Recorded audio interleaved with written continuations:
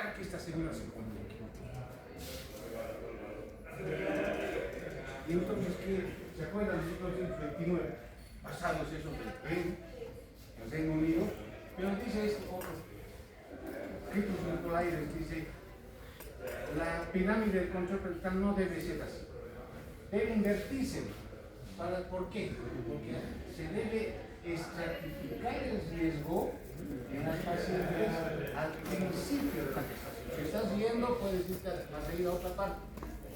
Estás tomando foto, por favor. 40 minutos de atención a esto, nada más. Se puede pasar, esto no es necesario que tomen foto, se puede pasar el diapositivo. Esto no es secreto, es para ustedes. Hacer un control prenatal al principio de la gestación. Hacer un control prenatal con enfoque de riesgo. Detectar factores de riesgo. Esto es bien importante. Este señor dice eso. Al principio, vamos a ver qué complicaciones pueden haber a las 11 semanas. ¿Qué complicaciones se van a producir en esta señora? A través de las características maternas, allá recobrar si podemos, o marcadores bioquímicos de sangre, si podemos. Pero estas características maternas, factores biológicos, factores epidemiológicos, antecedentes familiares o personales, ahí tengo que enfocar. Factores biológicos, ¿cuáles serán? Que la señora esté gorda. ¿Sí? Factores epidemiológicos, en el contexto donde vives, hay dengue. O alguna otra patología donde no esté ingiriendo calcio o hierro. Entonces tengo que dar en cuenta de eso. Cosa de que a las 22 semanas, un poquito más de los 5 meses, se evalúa el riesgo. Pero aquí ya he detectado y estoy empezando a hacer tratamiento. Aquí es bien importante. Vamos a ver así. A las 22 semanas se evalúa este factor de riesgo. Cosa de que a las 36 semanas la señora vaya sin complicación, esté sin complicación, porque ya la he tratado desde el principio. Pues si hay alguna complicación va a ser light, va a ser leve, llegue a las 40 semanas bien de nuestro parto. Entonces Nicolaides dice que esta pirámide se debe invertir. Vamos a entrar a factores de riesgo. Hemorragia obstétrica. ¿Cómo podemos prevenir la hemorragia obstétrica? ¿Cómo podemos prevenir? Miren que hay factores de riesgo bajos. Si es un embarazo único, menos de 4 partos previos, no hay coagulación. Son factores de riesgo bajos. Esta señora no va a tener sangrado en el parto. ¿Sí? Hay factores de riesgo medio, intermedio. Una gestación múltiple, este útero puede sangrar. ¿Sí? O que tenga mioma.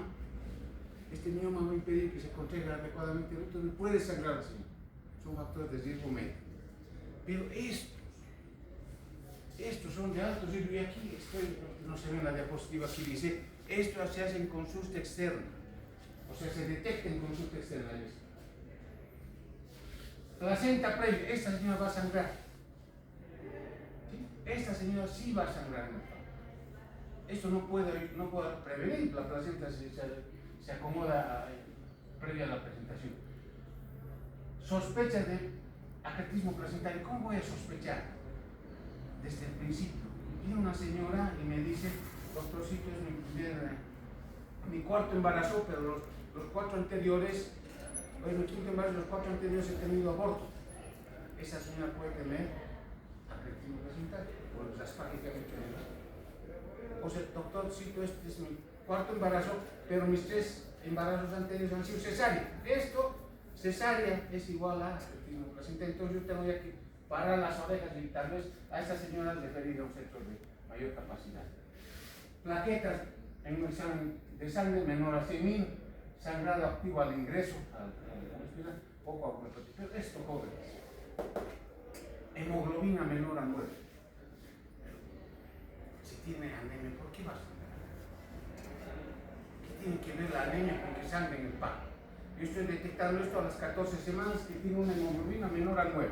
Si no corrijo esta hemoglobina durante toda la gestación, me están dando más o menos 8 meses para corregir esta hemoglobina, este nivel de hemoglobina. No le doy hierro, no le doy suplementos vitamínicos, no le doy fumarato ferroso, dice no sulfato, porque el sulfato mata, por eso fumarato ferroso que se absorbe mucho mejor, y no consigo esta anemia, la señora va a sangrar. ¿Por qué será? ¿Por qué va a sangrar? Hay un estudio grande, 847 millones de pacientes han hecho un estudio grande, y miren de cuándo es, Lancet 2025, abril, exactamente hace un año. Han hecho este estudio, son 327 estudios que ven el factor de riesgo como causa de hemorragia. Los factores de riesgo con fuerte asociación con hemorragia postparto fueron anemia.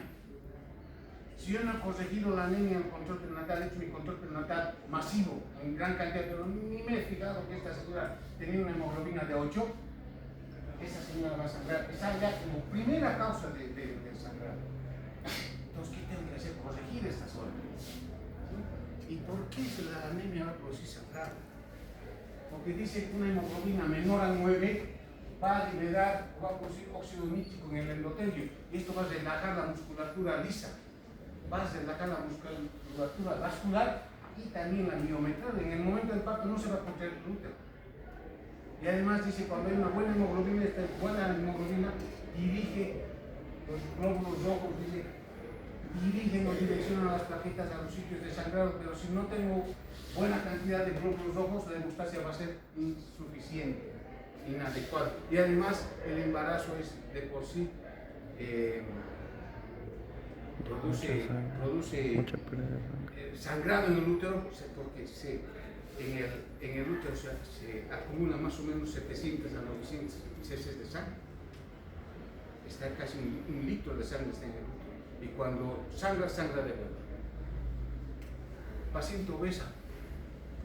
Si está obesa a las 14 semanas, si está obesa antes del embarazo, seguramente al esposo le gusta una señora.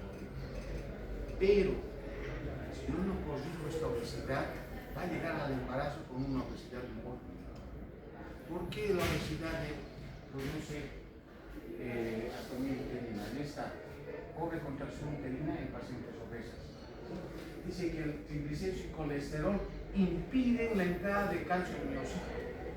Si no entra calcio al miocito, no se va a producir la contracción del miocito.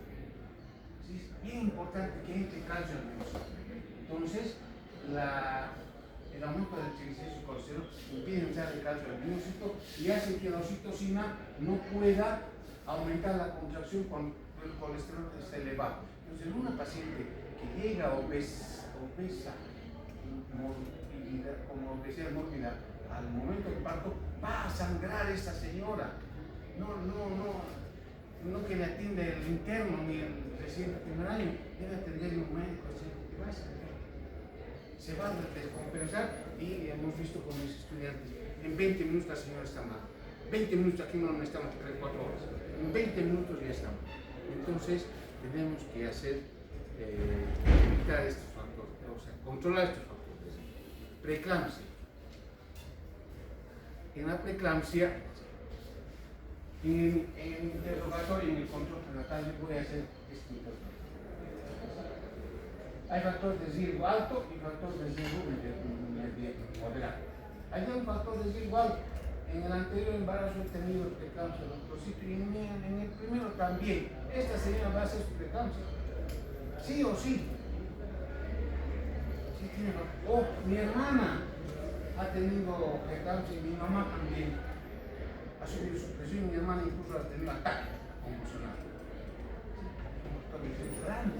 Si no me doy cuenta, no tomo en cuenta esta señora. Otros factores de riesgo moderado. Índice de masa corporal, como la obesidad, es un factor de riesgo grave. Índice de masa corporal mayor a 25, embarazo en la adolescencia, que es muy común en nuestro medio. Los otros factores de riesgo van a propiciar que haya preeclampsia. Entonces, ¿qué puedo hacer yo? No necesito aquí nada sofisticado. La señora me ha dicho que su anterior embarazo ha tenido preeclampsia. Yo le tomo una muestra de sangre común, un hemograma. Hemos hecho un trabajo en la residencia y veo esta relación neutrófilos linfocitos. Si está mayor a 5, esa señora tiene altos riesgos de desarrollar preeclampsia. O esto, las plaquetas menos de 225. Un examen común de sangre. Del examen de sangre normal que se saque en el embarazo. Esto es hasta los primeros niveles del laboratorio. O relación plaqueta de linfocito menor a 114 o un volumen plaquetario mayor a 10 puntos. ¿Qué voy a hacer? ¿Cómo voy a prevenir? En este momento, la señora 14 semanas me dice que ha tenido su anterior gestación preeclampsia, yo tengo que empezar a aspirina. Aspirinita de 100 miligramos, tengo que darle 100 miligramos y empezar entre las 12 y 16 semanas. Una tabletita sublingual cada noche. No le va a hacer ningún daño, más bien va a ser benéfico. ¿Por qué? Se han visto un estudio de estilo ASPRE y cuando se da aspirina desde las 12 semanas hasta el final del embarazo, va a disminuir el riesgo de preeclampsia hasta en un 86%, 89% ya, hasta las 32 semanas, a las 34 hasta en un 82%, ya a las 36 hasta en un 62%. ¿Qué quiere decir esto? Que solamente antes de las 32 semanas vamos a tener 11% de preeclampsia. Antes de las 34, 18% y antes de las 35, 38%. Estoy haciendo un tratamiento adecuado, lo que dice el protocolo. Y también nosotros sabemos que no consumimos calcio. No es el calcio en la leche ni el huevo. La paciente del campo no consume eso. Consume hidratos de carbono, entonces le daremos suplementos de calcio y también podemos iniciar metformina.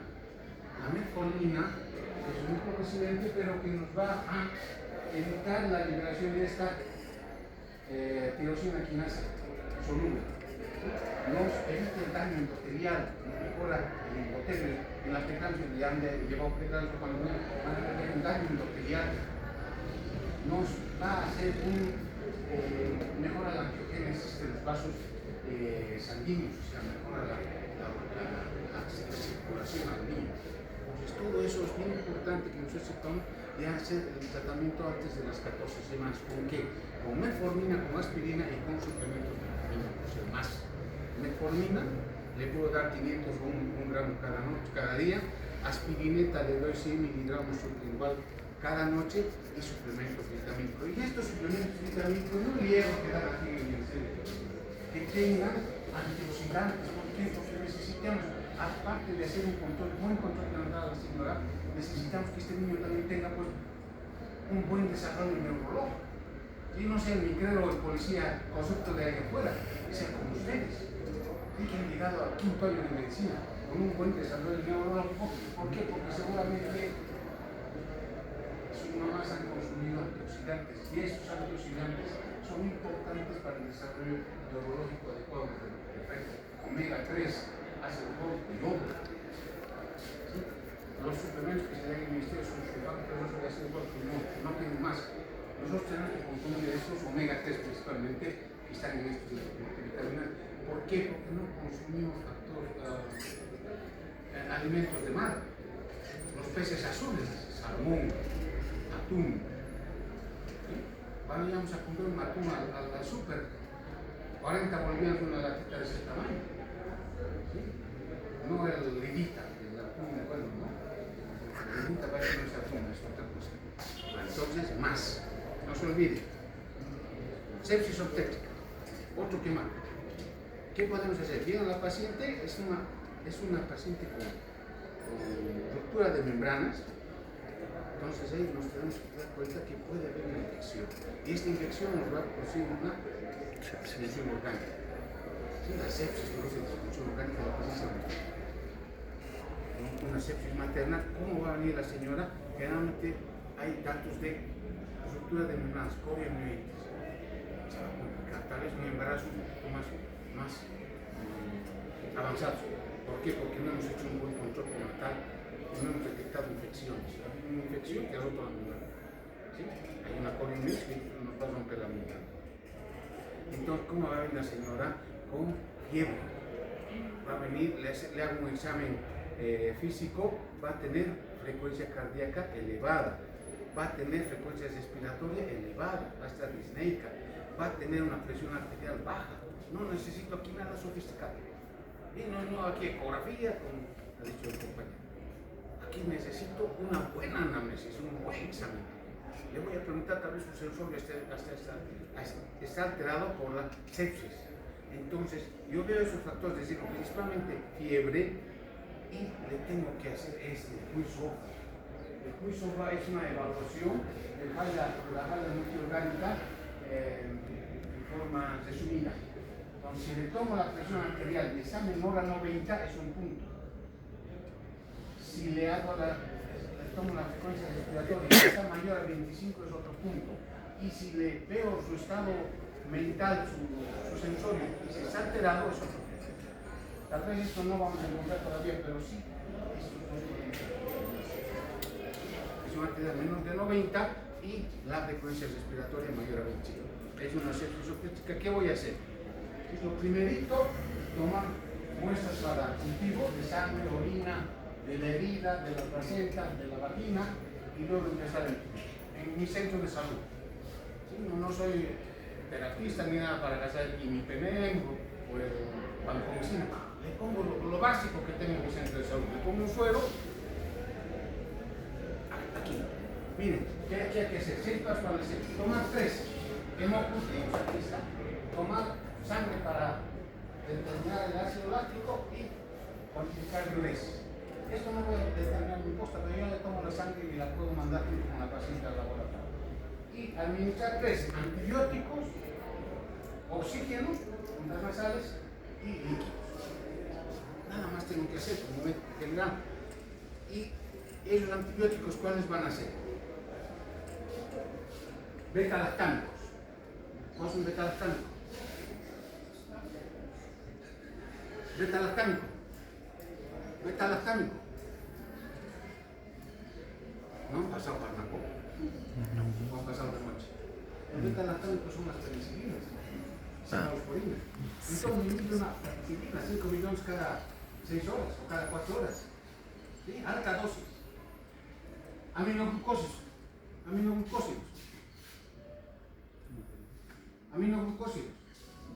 Tú tienes que saber si no. Aminoglucósido. Gentamicina. Nitrimidazoles. Metronidazol. Entonces, beta-lactámicos para gran positivos, aminoglucósidos para gran negativos, no tengo cultivo, no. Es empírico mi tratamiento.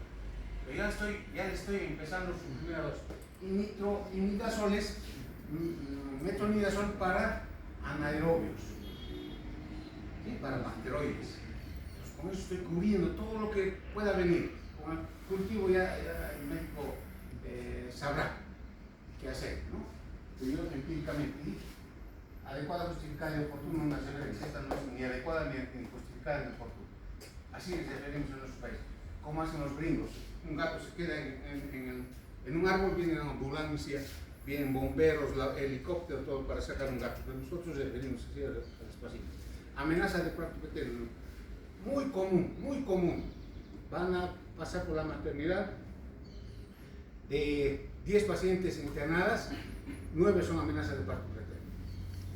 ¿Y quién nos está aquí poniendo en riesgo? Al feto. El feto va a nacer 10 semanas prematuro. El prematuro tiene 3 déficits. ¿Cuál será? Fondo estatural va a ser chiquito, bajito, flaquito. Inmunológico, muy susceptible a enfermedades. Se ve enfermedad de todo y de nada. Y lo más importante, un déficit neurológico. Ha salido a las 30 semanas, cuando debía salir a las 40, su sistema neurológico no ha terminado de desarrollar. Ese chiquito va a ser medio soncito. Entonces tenemos que evitar eso. ¿Ya? Amenaza de parto pretérmino, ¿qué voy a hacer? Factor de riesgo. Factor de riesgo. Miren que estoy enfatizando un factor de riesgo cada diapositiva. Ahí está un factor de riesgo. ¿Sí? Entonces yo veo que la señora tiene contracciones, tiene disminución de la longitud cervical o tal vez tenga dilatación, factor de riesgo, examen clínico, ecografía laboratorio. Pero aquí tengo datos de una amenaza de parto pretérmino. Tienen contracción, dilatación, borramiento antes de las 37 semanas. ¿Qué voy a hacer? Le voy a iniciar progesterona. 200 miligramos vía vaginal cada día. Con esto evito que haya contracciones. ¿Sí? Mejoro el flujo. Evito la inflamación en el útero. con la colesterol. Y además le pongo betametasona intramuscular a la señora, 12 miligramos por 2 dosis. ¿Para qué? Para madurar este niñito que está ya, que tiene tendencia a nacer. Le maduro los pulmoncitos, ¿sí? Previniendo que va a nacer, que tenga mejor pronóstico en la vida extrauterina. Eso hago. Hay estudios, ahí están, que dicen, incluso nos disminuye el costo de la paciente. No nos interesa mucho el costo, pero tenemos que hacer eso. Amenaza de parto, el parto que tenemos psicológico, tenemos estas infecciones, generalmente causa infección cérvico-vaginal, de infección urinaria, que es muy frecuente en el mar, y esta es la periodontal. ¿Cuándo hacemos valoración por el odontólogo a la mujer embarazada? Nunca, nunca. Y la señora tiene infección alrededor del diente, periodontal. Les comentaba, yo estaba dando esta clase a los médicos bonos en Santa Cruz, y un campo de atrás, una pregunta, ¿y qué tiene que ver, así nunca me hablas, ¿no? ¿Y qué tiene que ver la infección aquí con la matriz? ¿Qué tiene que ver? Una infección aquí en el periodontal con el útero. ¿Por qué se produce la amenaza de parto? Porque había una infección periodontal, se producen prostaglandinas aquí por la inflamación. Esas prostaglandinas van por la sangre al útero. En el útero las prostaglandinas saben que entra el calcio al miocito. El miocito se contrae. Y al contraerse produce contracción uterina y nos produce dilatación de células.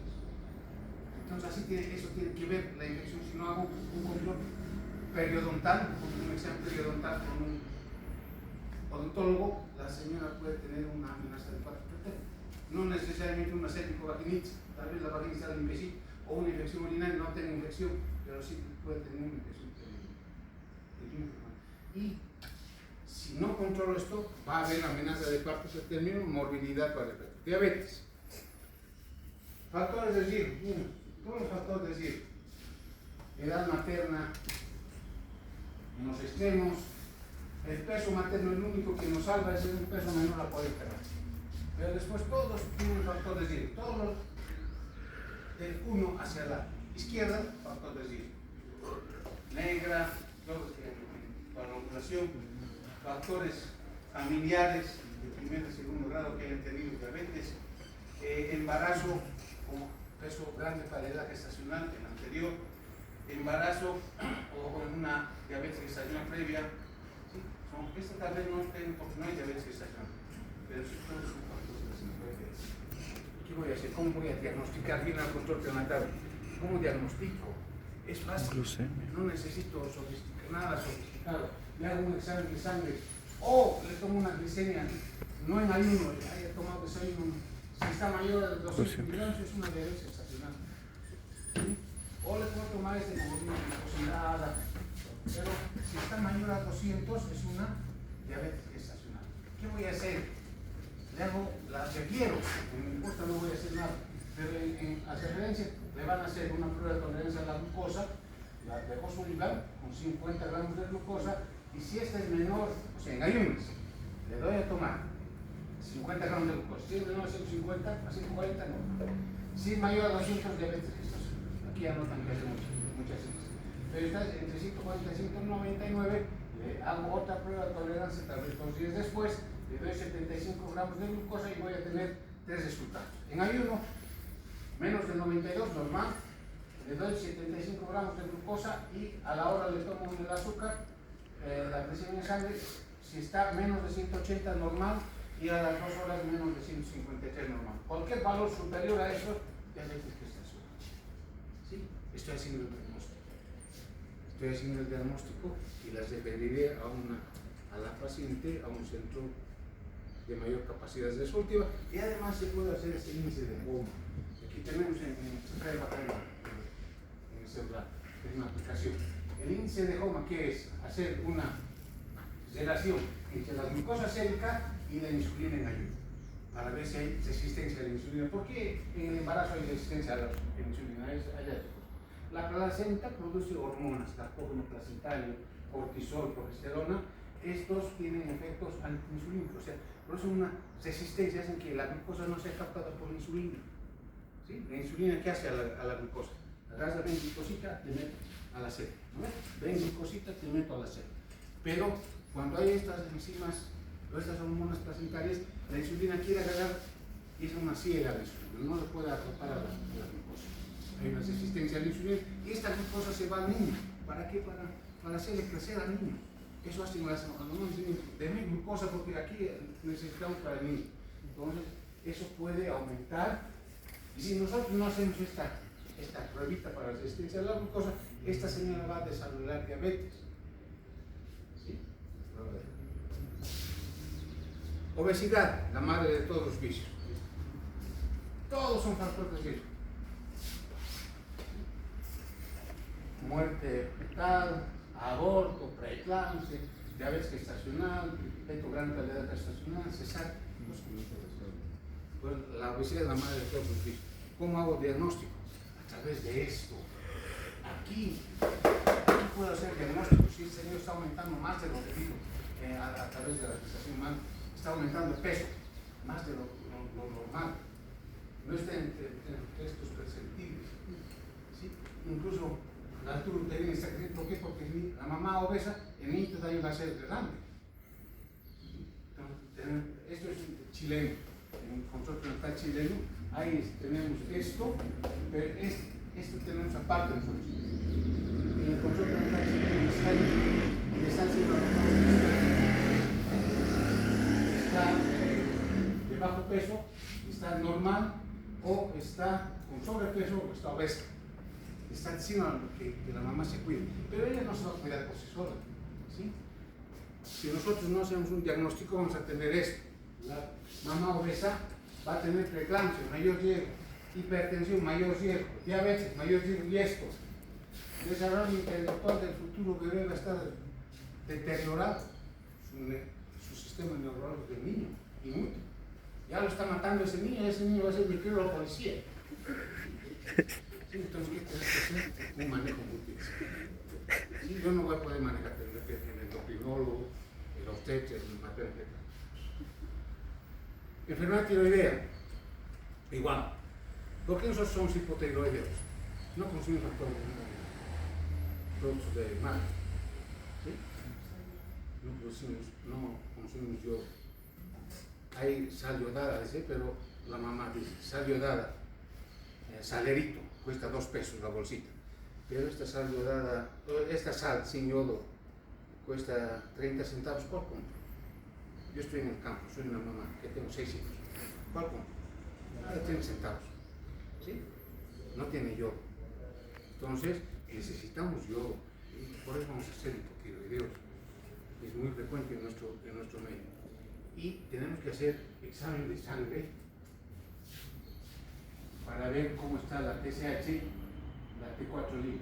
Dice que al principio de la gestación, la HCG que aumenta, está posicionada la placenta, aumenta la T4 libre, ¿sí? Y disminuye la TSH al principio de la gestación, pero después se debe normalizar. Entonces, si tenemos valores alterados, tenemos que hacer ese diagnóstico. Tal vez eso no lo vamos a poder hacer en un centro de salud primario, pero sí tenemos que tener allá. Gestación en zonas yodo deficientes en la dieta.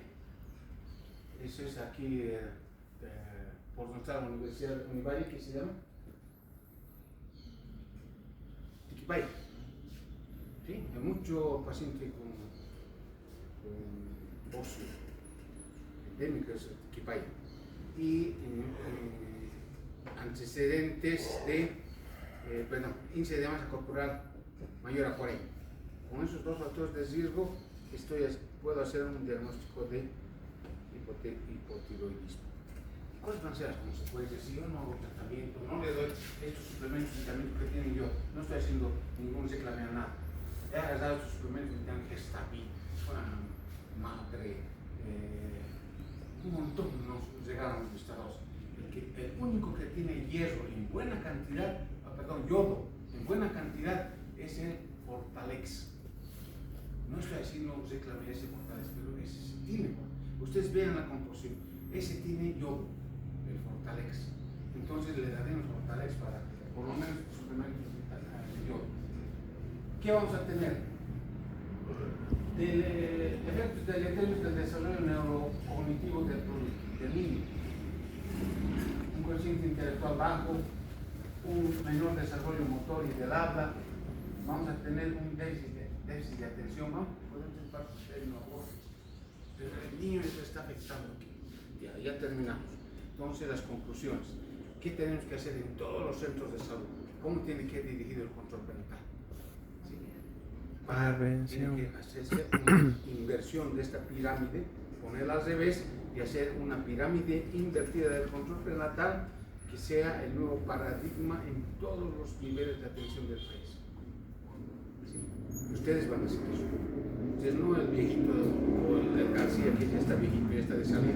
Ustedes son los médicos del mañana. Especificar la importancia de factores de riesgo. El control prenatal, me tengo que dar cuenta, tengo que ser el detective para evitar las complicaciones. Inicio precoz de tratamientos preventivos. Para evitar la hemorragia, ya te contamos, para evitar la hemorragia. Hola, para evitar la hemorragia, ¿qué hago? Aspirina. ¿Qué controlo? ¿Qué tratamiento hago? Aspirina. Para evitar la hemorragia. Para evitar la hemorragia. Evito que la señora tenga anemia. Aspirina. ¿Sí? Para evitar la hemorragia. Para evitar la preeclampsia, ¿qué hago? ¿Qué le doy? ¿Tú eres del MAS? ¿Eres del MAS? ¿No? Sí. Cura, a ver. MAS, metformina, aspirina, suplementos vitamínicos. ¿Sí? Tengo una paciente con infección periodontal, nos va a hacer una amenaza de parto preterno, no nos puede romper la bolsa. ¿Qué tengo que hacer? Darle progesterona y betametasona para el niñito. ¿Sí? O tengo una paciente que ya tiene una infección en control prenatal, una infección de fiebre. ¿Qué tiene que ser? El QI-SOFA. El QI-SOFA, ¿qué nos marca? La frecuencia respiratoria mayor a 25, la presión arterial sistólica menor a 9 a 90 y el sensorio. QI-SOFA, no necesito nada sofisticado. Si tiene una infección, le empiezo beta-lactámicos, que no me serviría decir, penicilina, ampicilina, cefalosporina, pero inicio con lo más suave, penicilina sódica. Le pongo 6 millones, 5 millones cada 4 horas. Le estoy poniendo 6 veces. ¿Sí? 5 por 6, 30. 30 millones, hay frasquitos de 30 millones. Gentamicina, le pongo 80 miligramos cada 8 horas. Endovenoso. Y le pongo metronidazol, 500 miligramos cada 8 horas. Le estoy cubriendo gran positivo, gran negativo, bacteroides. Referencia ajo, adecuada, justificada y oportuna. Adecuada, estabilizar a la paciente, ponerle su antibiótico, ponerle su betametasona, controlar la hemorragia. Le pongo suero, un ringer lactato, ¿sí? Trendelenburg, y la refiero. No la refiero, la pongo en la ambulancia, se va a complicar en el trayecto. Y hacer un manejo multidisciplinario cuando llegue a centros de salud de mayor capacidad de resolución. Entonces, esto dice Nicolaides, hacer una inversión de la pirámide de control prenatal para identificar factores de riesgo específicos en la paciente y hacer un seguimiento individual sano. Nosotros tenemos aquí la libretita integral de la salud de la gestante. Es una libretita, es un librito para que la señora vea cómo está yendo su embarazo y tenga conocimiento. La bibliografía les voy a pasar, pero que esto más. Al principio de la clase tenemos 2 minutitos. Les dije qué es ser médico. ¿Qué es ser médico? Aquí están los estudiantes, ¿dónde están nosotros? No han venido. No está el, ¿cómo se llama? Uno de barbita que le decimos Calígula, ¿no? El ser médico es eso, que la enfermedad sea gozo, que el dolor sea un alivio y que la muerte sea vida. Y además el médico debe tener humildad, las 4 H's del médico, no se olvide, humildad, no ser soberbio, no ser que la muerte de los especialistas, ¿cómo camina, no? Con su y su séquito de estudiantes, ¿no? Por detrás. Y el otro es cállense la muerte. Y son malos aparte, son malos. Sí. No son buenos. Humildad, honestidad, bien importante. Jóvenes médicos, jóvenes, futuros médicos, honestos. Yo considero, ¿no? Si no lo opero en la privada, si no lo opero ahorita, señora, ese es un quiste de ovario y va a reventar y se va a morir. Un quiste de ese tamaño. Si no lo opero hoy, ese es su cáncer, mañana la va a matar. Mentiras, son mentiras, hay que ser honestos. Hay que ser honestos. He visto barbaridades en los colegas. Barbaridad, o sea, son malos. No son honestos. No son honestos consigo mismos, con la profesión, peor con los pacientes.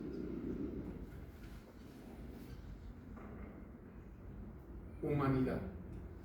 El médico debe ser amigo del paciente, confidente del paciente. ¿Sí? Eso es bien importante. Hemos perdido ya mucho de eso. No te ayudo aquí al seguro universitario. Tengo un problema. Un problemilla que no sé qué sería, me desmayó aquí. Me ve el médico y yo les he contado eso. Entro ahí. Toma asiento, ¿sí? Toma. ¿No? Yo no soy jovencito, joven. Toma asiento. Aquí su computadora. Habías tenido un desmayo, tu presión está un poquito elevada, tu azúcar, todo está normal. Para descartar te voy a pedir, yo estaba ahí, miren dónde estoy bien. Te voy a pedir una tomografía. Sí, esto cuando tenga la tomografía, andaste a programar y me trae la tomografía. Pic. Aquí está. Sí, eso. Gracias. ¿Qué va a hacer? No, ni se revisó ni nada. El paciente era la computadora. Yo me estaba diciendo, lo llamas al próximo paciente y se abre la puerta. Así son los médicos que se están formando ahora. Ese doctor no era de San Simón, les puedo asegurar. No era de San Simón, porque ustedes son otra clase. Pero así estamos. Así estamos, la computadora estamos viendo. Antes de que el paciente, no hacer el anamnesia al paciente, el examen físico, ¿qué es lo que quiere el paciente o la paciente? Humildad y tener humanidad, perdón, un poco de humor. Eso te entiendo. Un poco de ese pillo, un pillo. Muy diferente al calibre. Ya voy. Les voy a pasar esto a su. No es un secreto para que. Gracias.